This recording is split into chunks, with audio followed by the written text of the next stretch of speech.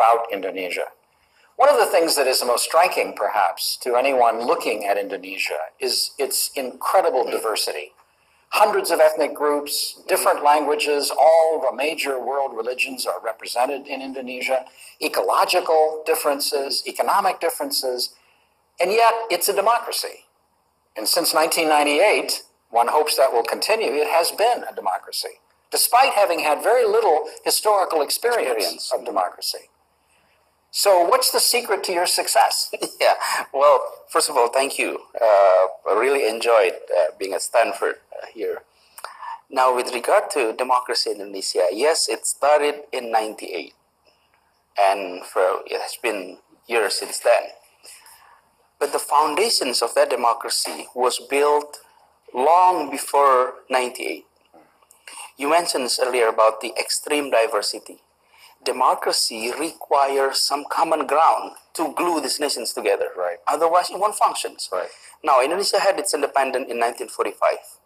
However, the spirit of being one nation in this archipelago was agreed upon 17 years before the independence. and there was a language was adopted there as common language. And this is very democratic in a way. Why? Because the language that was chosen as common language was not the language of the majority. It was the lingua franca of the archipelago, adopted as the national language. And I think it helps to create the feeling that this is one nation. And on top of that, right after independence, democracy requires equality. Right after independence, we had more than 120 small kingdoms and sultanates.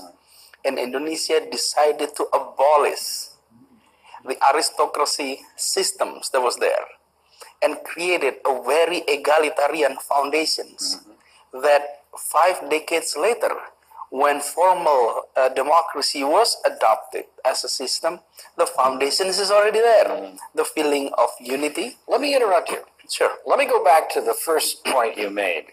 If I understood you correctly, you were suggesting that if a majority language had been made the national language, the minorities who didn't speak it would have revolted and maybe even destroyed Indonesia.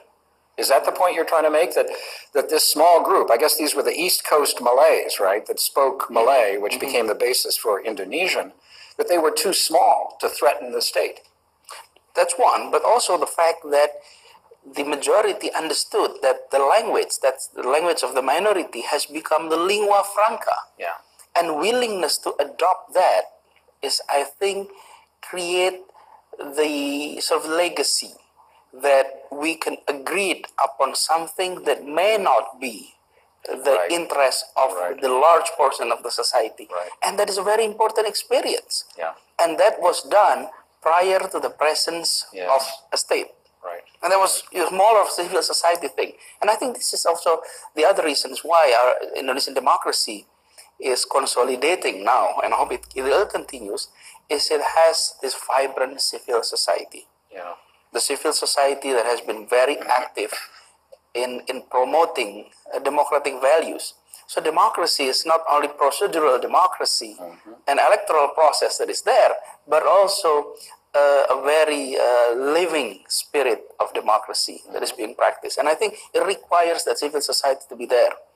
That's where resources, producing a middle class, modern, highly educated, not only for the leadership level, but also at the masses level. And that, I think, one of the very reasons why our democracy is so far so good, and hope it continue.